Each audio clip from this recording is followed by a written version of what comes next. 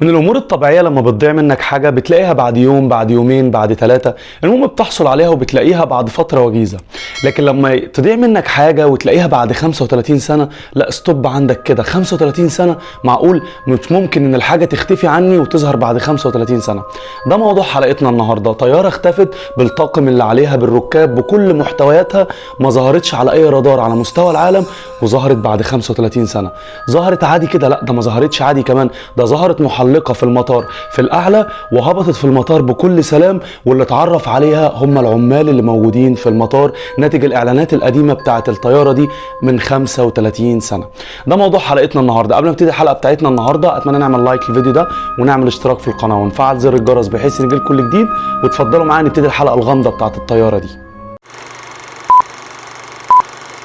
في الصباح الثاني من شهر يوليو سنة 1954 ما تخيلش 88 راكب ومعاهم الطاقم الخاص بالطيارة ان هتكون دي اخر رحلة ليهم في الحياة. الرحلة دي كان رقم 513. كانت رحلة جميلة جدا وكان يوم هادي ويوم بسيط جدا. رحلة سياحية راحة مدينة اسمها سانتياغو في تشيلي. فكانت رحلة جميلة والركاب هاديين والجو كان جميل جدا، ما بيدلش انها تكون يوم كارثي بالنسبة للناس دي. طب هي كانت متحركة منين بالظبط؟ كانت متحركة من دولة ألمانيا في اوروبا، تحديدا مدينة اخون. كانت الرحله بالظبط هتستغرق 18 ساعه هتمر فيها على المحيط الاطلسي.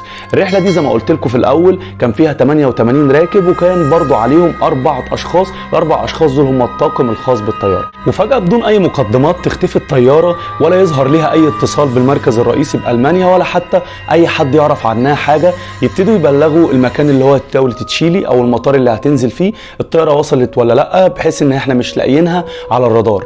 ويمر وقت كبير، ساعه 2 3، يبتدي المركز الرئيسي في ألمانيا يسأل ويطلع على الطيارة موجودة فين، يبتدي يشوف الخرائط، يبتدي يشوف الأجهزة اللي عنده بحيث ان هو يتأكد ان كانت غرقت او اتدمرت، وقعت في المحيط الأطلسي، او حصل لها عملية اختطاف، او الطيارة فين بالظبط. مفيش ليها اي وجود خالص. ساعة، ساعتين، 3، مفيش اي ملامح. ابتدى الوضع ساعتها ياخد مساحة أكبر من حجمه، اللي هو يبتدي يسألوا الدول المجاورة أو الدول اللي مرت عليها الطيارة عشان في رحلتها دي.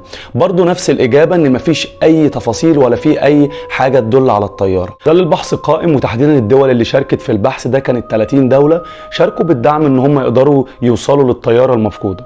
عدد كبير جدا من الدول، 30 دولة، يعني بالتالي ال 30 دولة دول سهل جدا إن هم يقدروا يوصلوا لمكان الطيارة. يعني لو الطيارة وقعت ما بين أي دولة منهم كان سهل جدا ان هم يعثروا عليها.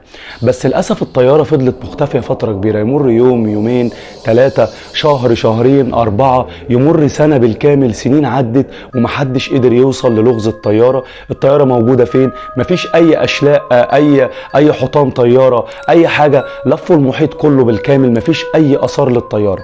ما عرفوش يوصلوا لها خالص. في اللحظه دي مع مرور الايام للاسف القصه بتاعت الرحله دي انتهت. بس بعد مرور 35 سنه حصل لغز يعتبر اكبر لغز في تاريخ الطيران الحديث.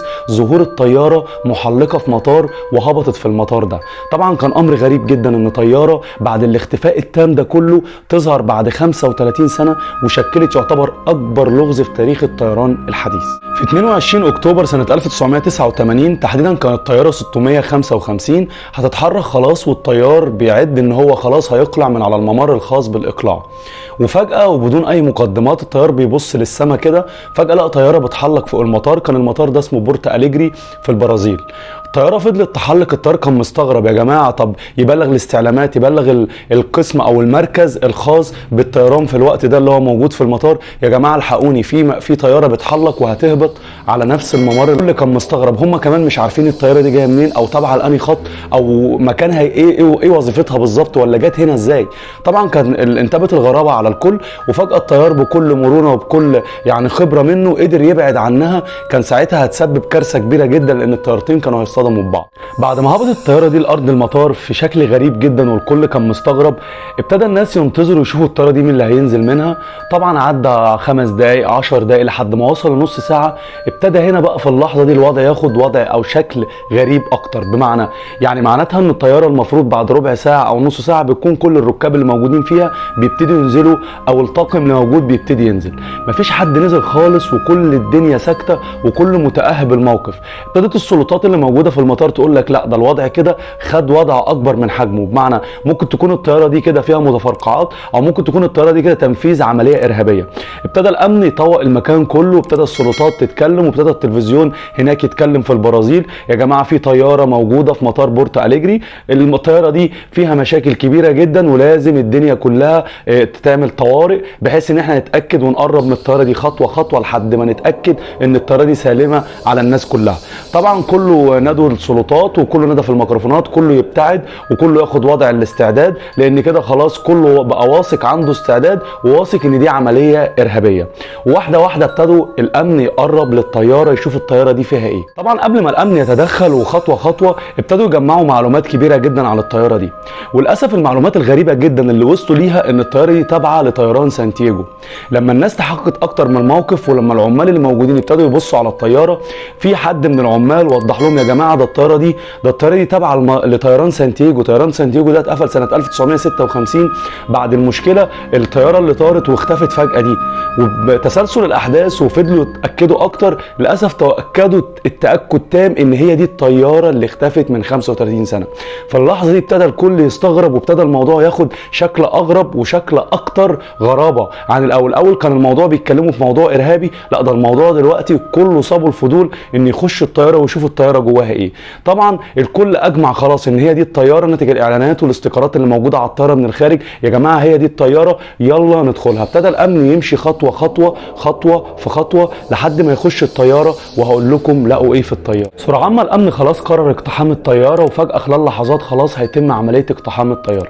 لحظات صمت رهيبه والمطار كله ساكت والامن بيتقدم خطوه خطوه، خلاص هيقتحم الطياره. تم فتح باب الطياره والامن دخل الطياره، وفجاه كلهم اتصدموا. لقوا ايه؟ لقوا 88 هيكل عظمي موجودين على الكراسي، كل واحد قاعد في مكانه كانه قاعد مستلقي، يعني مفيش ادنى مشكله، يعني مش مثلا واحد هيكل عظمي مرمي على الارض كلام من ده، لا كل هيكل عظمي موجود على الكرسي الخاص بيه، حتى افراد الطاقم موجودين كلهم بالكامل كانهم مثلا مستريحين او واحده حاطه رجل على رجل او كلام من ده. كل الهياكل واخده وضع الاسترخاء، تحس ان الناس دي نامت فجاه وحصل ان هم تحولوا فجاه لهياكل عظميه. شويه شويه ابتدوا يطلعوا، طبعا ماشيين بكل رعب وبكل خوف. ازاي الامن طبعا مستغرب والكاميرات بتصور مشهد رهيب جدا. شويه شويه ابتدوا يمشوا، ابتدى يلاقوا فناجيل القهوه موجوده ومحطوطه. الامن ابتدى يطلع على فناجيل القهوه، لقوها ان هي شبه مشروبه او شبه فاضيه، الحاجه اللي موجوده جواها مش ناشفه لكن لما تيجي تمسك فنجان القهوه تلاقيه سخن ودافي، معناه ان الحاجه دي كانت لسه مشروبه دلوقتي. الامر زاد غرابه اكتر وابتدى الكل في لحظه هيجان، ازاي يا جماعه ايه اللي بيحصل ده؟ هو ايه اللي حصل للطياره؟ شكلت دوله البرازيل في الوقت ده لجنه لتقصي الحقائق. اللجنه دي كانت تشكيل كامل ان هم يقدروا يوصلوا للحقيقه الخاصه بالموضوع ده. في الوقت ده كان منتشر جدا حاجه اسمها الفجوه الزمنيه، وكان العلماء بيتكلموا عنها باستمرار ان في حاجات بتخش في الفجوه الزمنيه دي، ومع مرور الوقت او حاجه اسمها الثقب الاسود الحاجه بتدخل فيها وبعد كده بتختفي. بس الامر الغريب في الموضوع ده الهياكل العظميه، لان الهياكل العظميه ما كانش ليها تفسير. حتى لما دخلوا على يعتبر الطيار في المكان الخاص بالطيار او بالقياده، لقوه هيكلين عظميين ماسكين باليد اللي هي بتاعه الاقلاع. فالموضوع كان غريب جدا، ازاي هياكل عظميه وازاي ثقب اسود؟ طبعا شكلت لجنه البرازيل وفضلوا يتقصوا في الحقائق، لكن للاسف ما قدروش يوصلوا للموضوع ده في الاخر. وكمان الاغرب كمان موضوع الكوبايه او الفنجال الدافي، حاجه كانها يعني اعدت من نص ساعه، مثلا فنجال قهوه دافي اعد من نص ساعه، فكان الموضوع غريب جدا. طبعا العلماء ابتدوا يستفسروا، طب هل الفجوه الزمنيه او الثقب الاسود ده قادر ان هو يعمل حاجه زي كده؟ قادر ان هو يخطف طياره بالكامل او يدخل في المجال او الخاص بالطياره دي والطياره تختفي للفتره الكبيره دي جدا؟ طب هل الطياره دي مثلا كائنات فضائيه خطفتها وعملوا عليها تجارب، التجارب دي ادت للموضوع ده؟